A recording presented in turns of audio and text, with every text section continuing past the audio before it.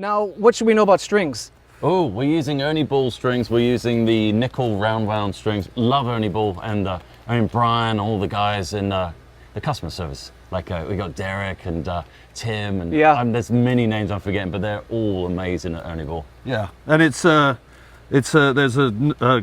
gauge of the bottom string's 110, and then it's 85, 65, 45. I think in the regular super slinky pack this is 105, but because we dropped to a D, we pump it down a gauge. But when you're Justin Chancellor, you can get, custom-made sets for yourself. Well, yeah, they do them individual, so they just send me out a bunch of 110s and then the regular set. Now, let's get back to the kind of the guts of the wall. I know that it has like an onboard filter system, in terms of like an EQ. Is that something that's kind of dialed into your, developed your, when people hear you guys live and on record, it's part of that sound that wall instruments are? Yeah, I mean, the preamp in it is just really amazing and powerful. And pretty much when I got this bass the first time, I just popped all the buttons out. It's got like a little pick attack gain when you pop the pot out.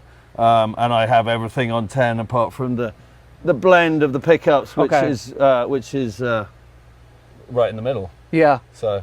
And that's pretty much all night in the middle, or are you moving a lot? We played the part on another wall, which I have, which we do in a dropped tuning. So it's like a whole tone down. Okay.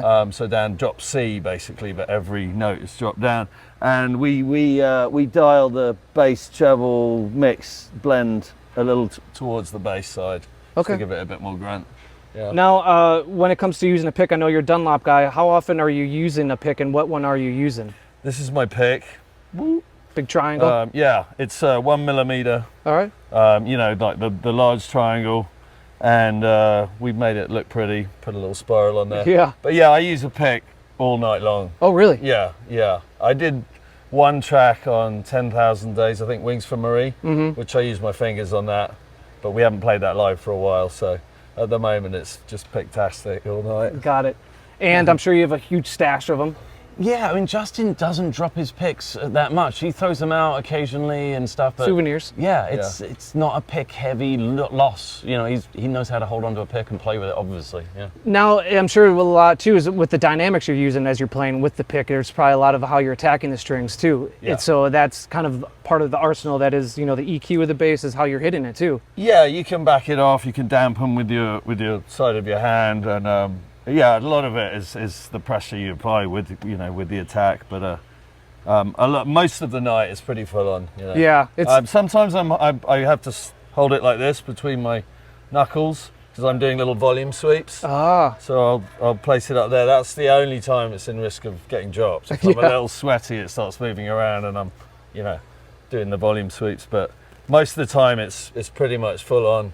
Down picking. Now, I know that you had mentioned briefly that you guys are in D, drop D. Yeah. What else, are there any other tunings for maybe the older material you guys are going to? Yeah, well, we do the part, we drop it a whole tone just to help make it easier for Maynard to sing live. Okay. Because that's a pretty high register when we recorded it, and, consistently over a tour, that's hard to keep up. Absolutely. So in order to be able to play the song every night, or not every night, but a lot of nights, we did that for him.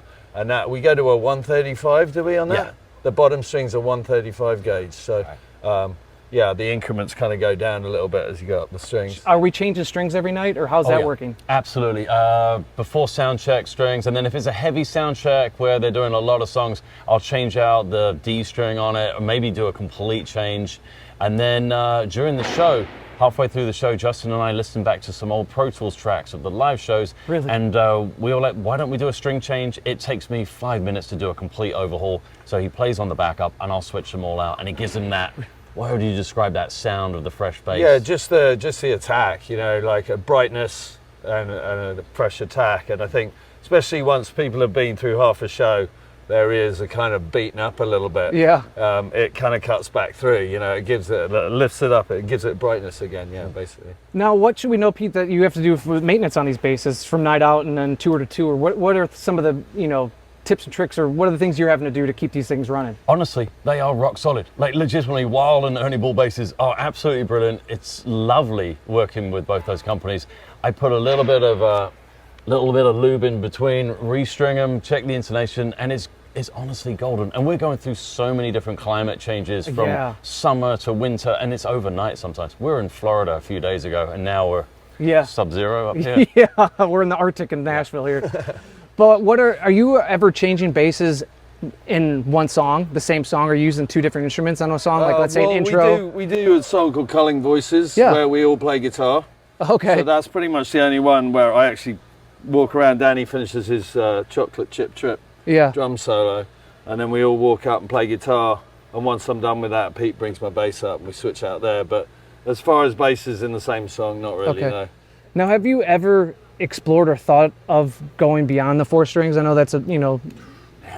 Really? No, I make a joke about that, but no, I would give it a go. Yeah. But I kind of, for me, it's there's so much to explore within the realm of four strings, and especially with this, I got 24 frets on this as well, and I've got an octave pedal, so I can pretty much go anywhere. I mean, I can't.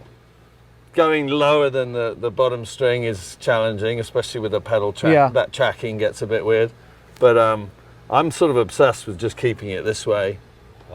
So you can put a thicker string on, or yeah, I'm happy with four. I feel like with everything going on, you're covering a lot of ground sonically. You make a lot of different sounds and vibes, and paintings with different abstract colors. You're doing a Yeah. lot with four already. Well, and I find there's only so many notes on the scale, but there's infinite. People say it's all been done, and it hasn't. There's so many different ways of playing one little sequence. You could play the same two notes a million different ways. Yeah. Just the way you attack them, or the closeness together that you play them. So, I think there's plenty to explore with.